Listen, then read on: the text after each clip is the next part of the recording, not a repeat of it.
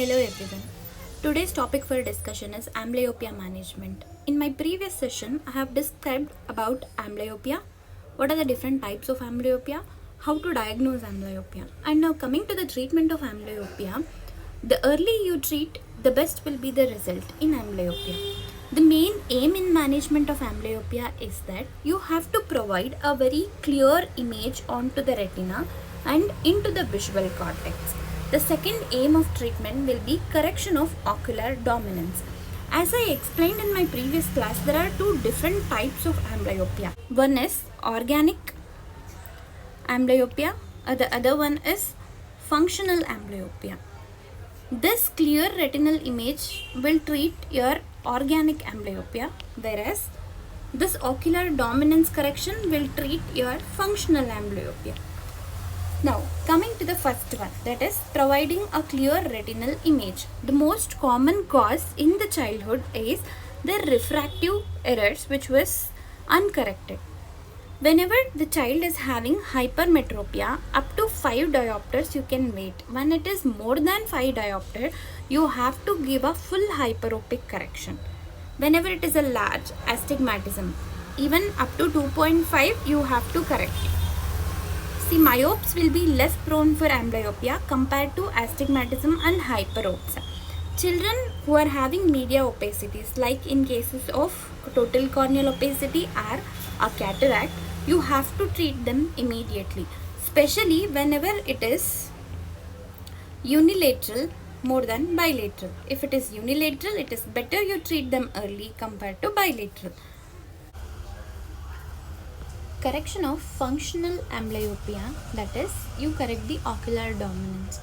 Here the main principle is to make the amblyopic or the lazy eye to fixate and patch the sound eye. This can be done by various methods. The first one include occlusion.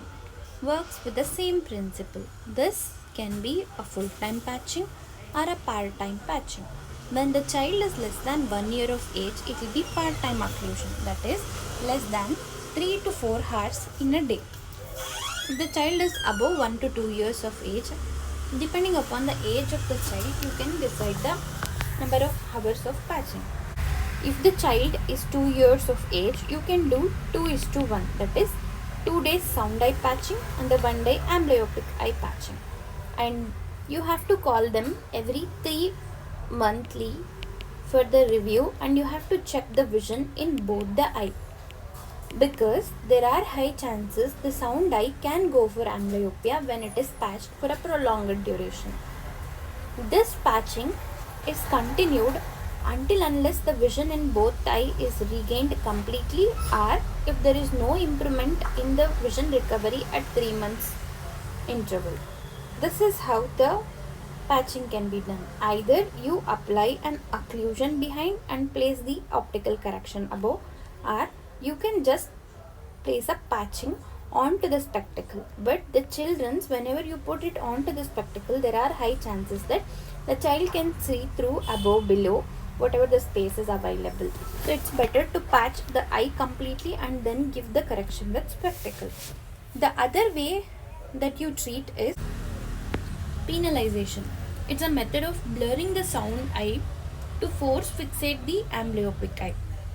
Though the principle is same, here we are using a pharmacological agents or optical agents to blur the sound eye.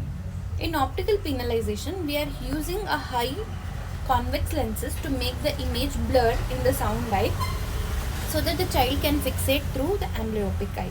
The one more method is atropine penalization. Here you can use an atropine eye ointment or a drop, which is 1%. You place this into the sound eye, so the image formed in that eye will become blurred because of mydriasis and cycloplegic action. So the amblyopic eye is forced to fixate. Before doing penalization, you have to do something called an office test, where you give a full optical correction to the amblyopic eye and you put a cycloplegic agent into the sound eye and see whether the amblyopic eye is able to fixate or not. Only if the amblyopic eye is able to fixate, then you have to go for the atropine penalization.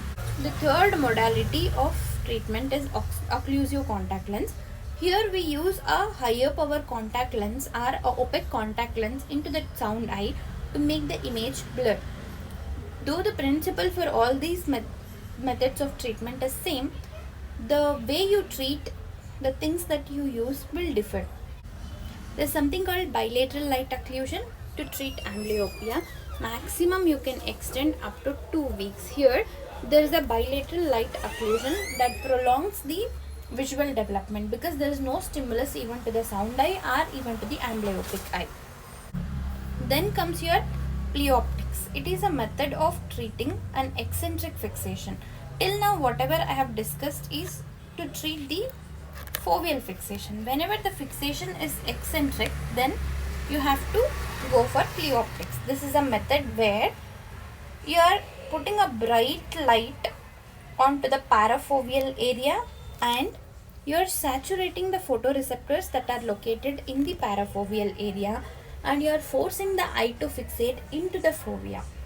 That is how you are converting an eccentric fixation into a foveal fixation and improving the vision. The last modality of treatment is active stimulation. There is something called CAM, that is Cambridge Vision Stimulated.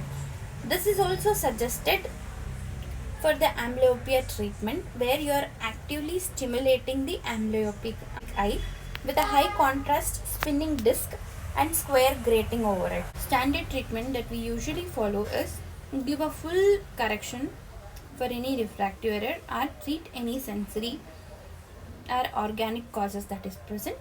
Then you give them either an occlusion treatment or a penalization that is routinely done. And thank you.